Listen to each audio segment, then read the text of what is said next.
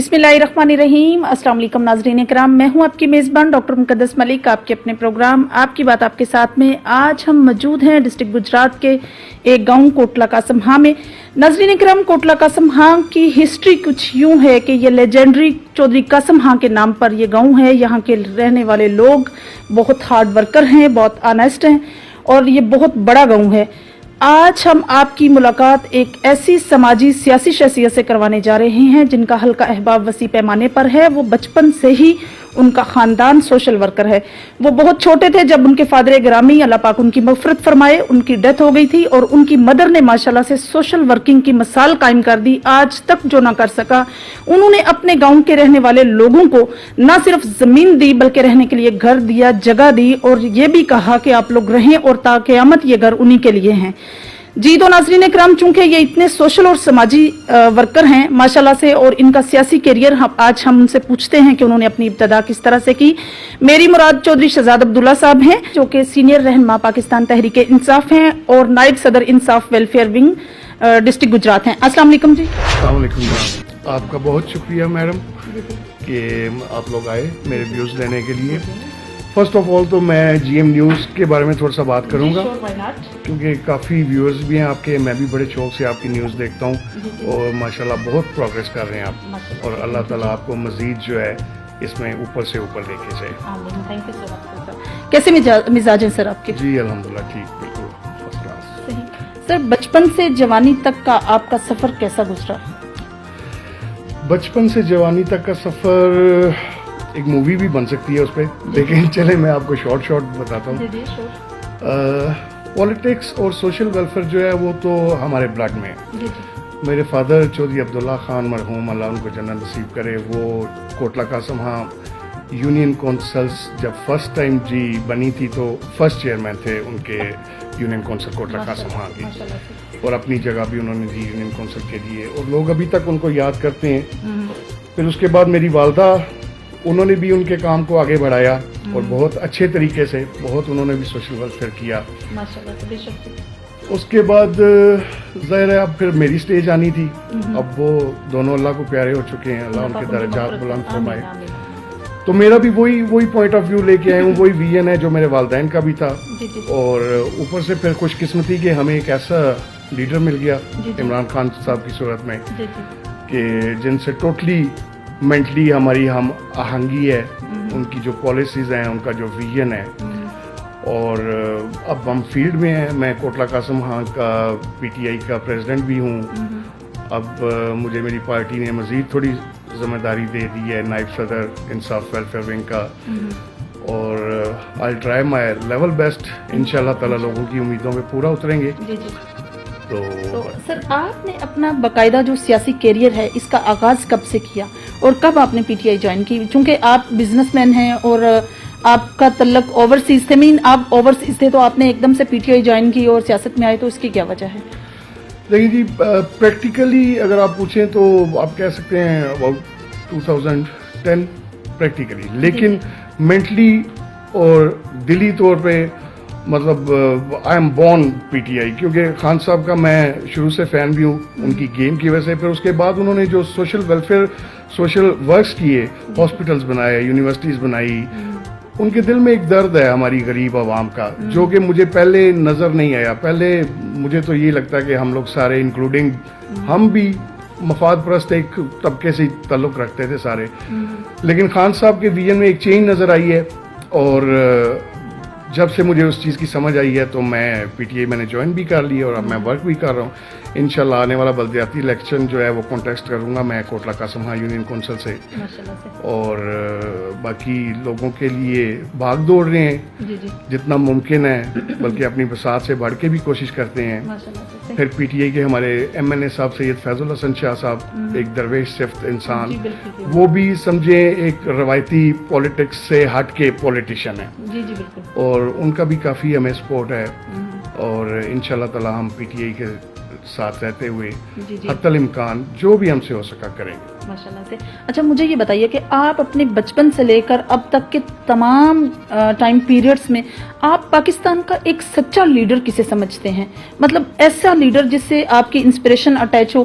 obviously انسان زندگی میں کسی نہ کسی سے انسپائر ہوتا ہے, تو آپ بحیثیت سینئر رہنما آپ کس کو لیڈر مانتے ہیں؟ دیکھیے جی, لیڈر تو خیر کافی آئے, لیکن وہ نام کے ہی لیڈر کہہ سکتے ہیں انہیں. قائد اعظم محمد علی جناح کے بعد اگر میری نظر میں, میری اوپینین میں اگر کوئی لیڈر ہمیں پاکستان کو ملا ہے تو وہ خان صاحب ہیں, عمران خان صاحب. اور انشاءاللہ تعالی ہم ان کی پالیسیز دیکھ رہے ہیں. مطلب ان کو غریب کا درد ہے. یہ انصاف پروگرام, ہیلتھ کارڈز, اور مطلب جوانوں کے لیے جو سود کے بغیر قرضے ہیں, مطلب یہ ایسی چیزیں ہیں کہ یہ ہسٹری میں ہمیں نظر نہیں آتی ہیں. پہلے ہم نے ہمیشہ سوچا ہے مفاد پرست جو طبقہ ہے ان کا مفاد پورا ہوتا رہتا تھا, لیکن خان صاحب جو ہے وہ اس چیز سے روایتی اس طریقے سے ہٹ کے تو وہ غریبوں کے بارے میں سوچتے ہیں. ان کے دل میں غریبوں کے لیے درد ہے. اور باقی چلیں, ابھی نیکسٹ بات ہوگی تو میں پھر بات کروں گا کہ وہ کیا کرنا چاہتے ہیں اور کیسے ہوگا اور ہمیں کیا کرنا چاہیے. اچھا سر, مجھے یہ بتائیے کہ تبدیلی اور احتساب کے نام پر ماشاءاللہ سے پی ٹی آئی جو ہے وہ فیلڈ میں اتری ہے, اور نو ڈاؤٹ بہت لوگوں کا احتساب ہوا بھی ہے اور سمجھ لیں کہ بڑا چینج آیا ہے. لیکن آپ کی کیا رائے ہے, جس طرح سے عوام کی ایکسپیکٹیشن تھی یا جس طرح سے پیپلز کی ایکسپیکٹیشن تھی اور اسپیشلی یوتھ کی ایکسپیکٹیشن تھی, ویسا کمپلیٹ ہوا ہے؟ اس میں دو تین چیزیں ہیں. جی جی. اگر تو کوئی ڈکٹیٹر ہوتا تو وہ تو پھر ٹھیک ہے, ڈنڈے کے زور پہ سب کچھ کروا لیتا ہے, لیکن ڈیموکریسی میں پھر قانون ہے, لا ہے, اس میں کافی سارے پھر چیزیں آ جاتی ہیں. مطلب خان صاحب نے تو اپنا پوری کوشش کی نا. آج سے پہلے تاریخ میں یہ کہیں نظر نہیں آتا جی احتساب, اور احتساب ان لوگوں کا کہ مطلب جو پرائم منسٹرز اور پریزیڈنٹس رہ چکے ہیں, پہلے تو وہ ایک دوسرے کو oblige کر لیتے تھے, ٹھیک ہے جی میں تنو کوئی نہیں کہنا, تو منو کوئی نہیں کہنا. لیکن خان صاحب کیونکہ ذرا ہٹ کے ہیں, اور میں تو حیران ہوں اپنی عوام پہ بھی کہ مطلب ہم لوگ کیوں نہیں یہ سوچتے کہ آج جس سٹیج پہ ہمارا ملک ہے اس کی وجہ کیا ہے. 70 سال میں چلے, 70 سال نہیں تو 35 سال, 25 سال, 20 سال تو ان پارٹیز نے, پہلے والوں نے, انہوں نے گورن کیا ہوا ہے, یہ حکومتیں کی ہوئی ہیں.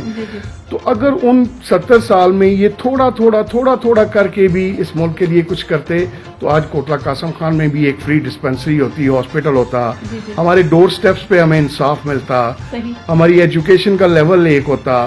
اب یہ جتنا بھی یہ سارا سسٹم کو ٹھیک کرنے کا وہ تھا, وہ سارا خان صاحب پہ اب ڈل چکا ہے. اگر پہلوں نے تھوڑا بھی کیا ہوتا تو خان صاحب کے لیے اتنی مشکل نہیں ہے. اب دیکھیں, اب ایک گھر جو ہوتا ہے نا, اس گھر کو بھی مینج کرنا, اور پھر اگر اس گھر سے ایک سرپرست چلا جائے, دوسرا آئے, تو مطلب وہ چیزوں کو سیٹ کرتے ہوئے ٹائم لگتا ہے. اور یہ تو پاکستان ہے, اور پھر ایسا پاکستان ہے کہ ہمارا مائنڈ سیٹ ایسا بنا دیا گیا ہے کہ ہم کرپشن کرنے کو, اپنا کمیشن لینے کو ہم حق سمجھنے لگ گئے ہیں کہ یہ ہمارا حق ہے. تو جب ایسی سٹیج آ جائے نا جی, تو پھر تھوڑا مشکل ہوتا ہے چیزوں کو چینج کرنا. لیکن وہ اکیلا بندہ ساری مافیاز کے خلاف لڑ رہا ہے اس وقت, اکیلا بندہ. اور میں تو کہتا ہوں اس کو سلوٹ کرنا چاہیے کہ ایسا بندہ بھی ہے ابھی جس نے ہر ایک چیز کو اپنے خلاف کر لی ہے, صرف غریبوں کے درد کی وجہ سے. اور انشاءاللہ تعالیٰ آپ دیکھیں گے, اور یہ جو کہتے ہیں نا کہ جی یہ 6 مہینے اور یہ وہ, اللہ تعالیٰ نے خان صاحب سے کام لینا ہے انشاءاللہ تعالیٰ, اور اس ملک کے لیے, اور اس ملک نے آنے والے وقتوں میں ایک سپر پاور بننا ہے. ہماری فورن پالیسی دیکھ لیں آپ, ہماری فورن پالیسی, ہم ٹیررسٹ, ڈکلیئرڈ ٹیررسٹ تھے نا, دہشت گرد تھے ہم. ہمارے پرائم منسٹروں کی ایئرپورٹوں پہ جو ہے وہ جاتے ہوئے جامع تلاشی ہو رہی ہے, اور یہ ہو رہا ہے, وہ ہو رہا ہے. خان صاحب نے ایک تو ہماری فورن پالیسی میں ہمارا امیج چینج کیا ہے. ابھی خان صاحب امریکہ میں ان کے کور ہارڈ میں بیٹھ کے ان کی پالیسیز کو کرٹیسائز بھی کرتے ہیں. پھر ہماری چائنا کے ساتھ دیکھیں, ہم نے انڈیا کو ابھی پوری دنیا میں, خیر انڈیا کے اپنے ایکشنز ہی ایسے ہیں کہ وہ خود ہی گندا ہوتا ہے, لیکن ہماری پالیسی اس حساب سے بھی اچھی چل رہی ہے, لوگ ہمارے موقف کو ایکسیپٹ کرتے جا رہے ہیں. اور انشاءاللہ تعالیٰ فورن پالیسی ہے. پھر مجھے تو نظر آتا ہے, لوگوں کو اگر نظر نہیں آتا, کافی ساری چیزوں میں کافی چینجز ہیں. مطلب پولیس ڈپارٹمنٹ ٹھیک ہے بالکل نہیں وہ سدھرے, لیکن کم از کم ان کا طریقہ کار, ان کا وے آف ٹاکنگ جو ہے, ان کے پاس کوئی اگر سائل جاتا ہے, کوئی خواتین جاتی ہیں, تو بہت کافی ساری چینج ہے. اسی طرح اور ڈپارٹمنٹس میں, ہاں कंप्लेंट सेल्स बने हुए हैं हमारे गुजरात लेवल, पंजाब, पाकिस्तान लेवल पे, और मैंने खुद देखा है, एक दो मैंने खुद कंप्लेंट्स की हैं और विद इन मतलब 6 आवर्स उनका रिस्पांस आया है। अगर कोई बंदा चलना चाहे कि मैं इंसाफ लेना चाहता हूँ, मेरे साथ ये ज्यादती हो रही है, तो उसको इंसाफ मिलेगा इंशाल्लाह ताला, क्योंकि खान साहब ने ऐसा सिस्टम बना दिया और मजीद बना रहे हैं। बाकी हम लोगों का माइंड सेट है, थोड़ा टाइम लगेगा और इंशाल्लाह बाकी जो चीजें हैं जो खान साहब का मेन विजन है, क्योंकि केपीके की गवर्नमेंट जो है वो भी पहले 2 साल कोई इतना अच्छा कोई उसका रिजल्ट नहीं आया, लेकिन जो ही बल्दियात का इलेक्शन हुआ, खान साहब ने जो है वो रूट तक जो है पावर्स जो है वो ट्रांसफर किए हैं बल्दियात तक, और विद इन 2 इयर्स केपीके बहुत अच्छा उन्होंने शो किया। और इंशाल्लाह ताला जब पूरे पाकिस्तान में बल्दियात का सिस्टम एक्टिव होगा, और खान साहब का मिशन ही है कि मतलब बिल्कुल ग्रॉस रूट लेवल पे जो है ना लोगों को पावर्स दी जाएं, ताकि हर बंदा, अब जिस तरह ये विलेज काउंसिल्स का खान साहब ने एक सिस्टम दिया है, जी जी बिल्कुल। तो विलेज काउंसिल का मतलब है कि एक विलेज है, उसमें जो काउंसिल होगी उसमें जितने बंदे इलेक्ट होंगे वो ज़ाहिर है सारे एक पार्टी से भी नहीं होंगे, तो उसमें जो है फिर फंड्स भी पंजाब गवर्नमेंट डायरेक्ट आपको देगी, यानी कि मतलब आपको इधर उधर दौड़ना नहीं पड़ेगा, पैसे नहीं देने पड़ेंगे फंड निकलवाने के लिए, आपकी कौंसल का फंड आपकी कौंसल में आएगा, और फिर गांव वाले लोग आपसे पूछेंगे, हाँ जी ये इस काम का क्या हुआ, ये हमारी गली का क्या हुआ, ये हमारी बिजली का मसला है, ये वो, तो आप उनको जवाब दोगे और आपके पास फंड्स भी होंगे, फिर उनका बाकायदा उनका प्रॉपर जो है वो ऑडिट होगा, उसका वो एक एक पैसे का हिसाब लिया जाएगा, और ये चीजें सिस्टम को चेंज करती हैं, और इंशाल्लाह ताला जो ही ये चीजें स्टेप बाय स्टेप आएंगी, विल सी कि पाकिस्तान जो है ना वो इंशाल्लाह बहुत प्रोग्रेस करेगा। मुझे बहुत, मैं ना उम्मीद नहीं हूँ ना पाकिस्तान से और ना खान साहब से।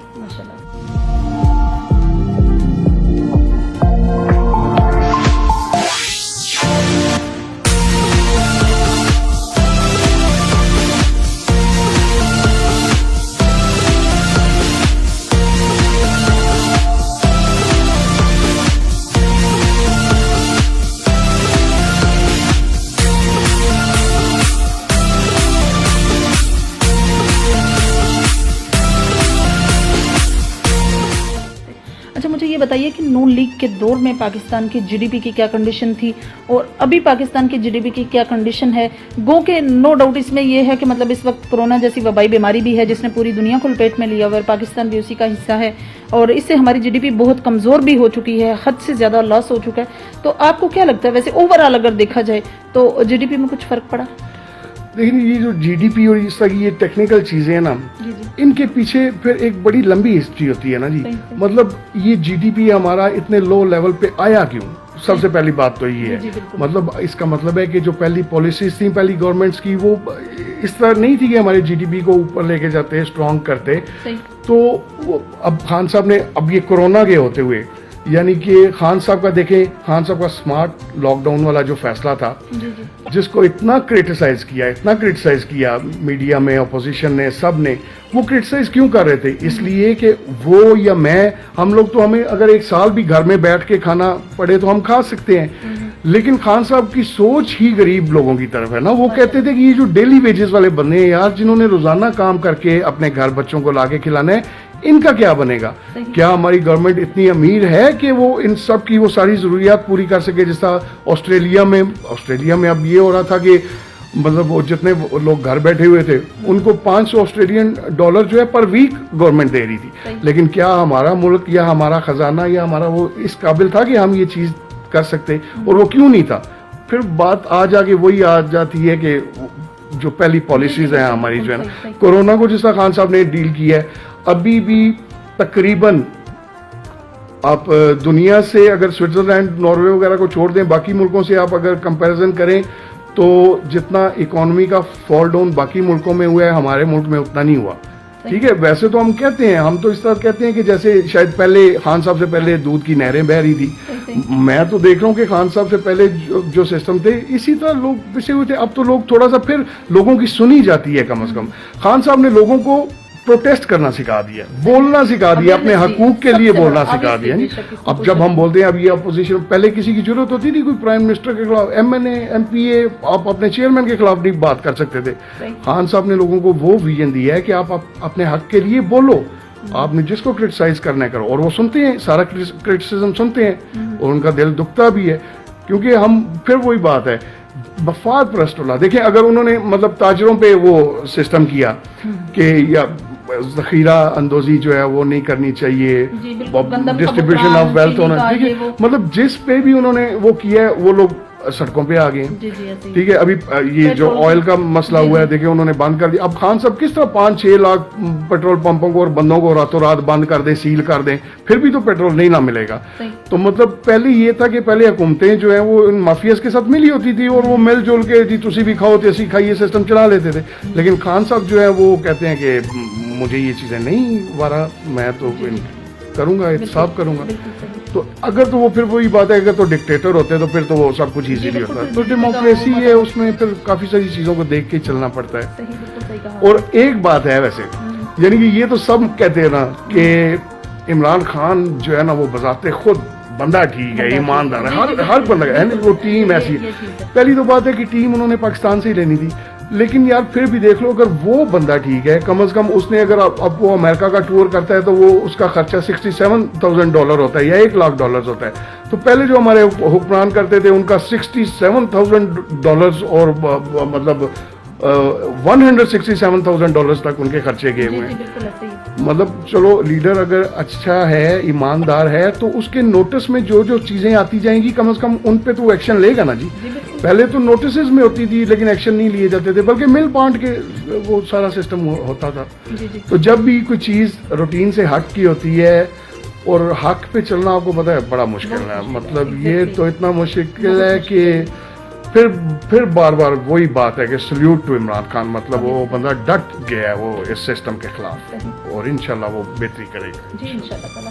अच्छा सर, आप एहसास प्रोग्राम के तहत आपने अपने इलाके में कितने लोगों को मुस्तफीद किया और प्राइम मिनिस्टर का जो हेल्थ कार्ड का था उसमें आपने कितने घरानों को मुस्तफीद किया, प्लस साथ ही कोरोना जैसी वबाई बीमारी में आपने चैरिटी के हवाले से मैं पूछूंगी कि आपने अपनी कम्युनिटी के लिए क्या क्या वर्क किया और क्या क्या मतलब आवाम को दिया।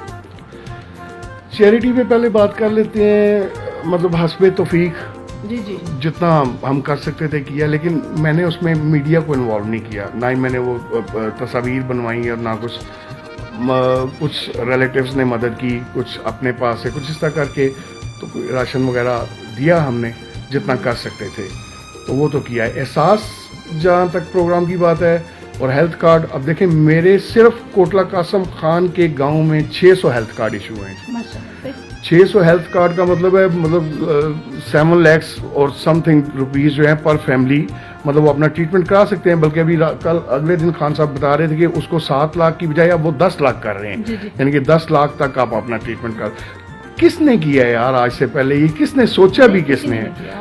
और फिर ये बाकी है कि खान साहब का विजन है कि जिस तरह बाकी यूरोपियन कंट्रीज में है, वेस्ट में है, कि हर बंदे को ये मेडिकल कार्ड इशू होगा, हर बंदा चाहे वो अमीर है गरीब है, लेकिन स्टार्टिंग में जाहिर है वो गरीबों से शुरू कर रहे हैं ताकि उनको मेन वो प्रॉब्लम्स है। फिर जो कर्जों वाला यंग जो लड़के हैं उनके लिए, बिजनेस के लिए, अब देखिए सूद से पाक, ये भी कोई मिसाल दिखा दे मुझे पहले है।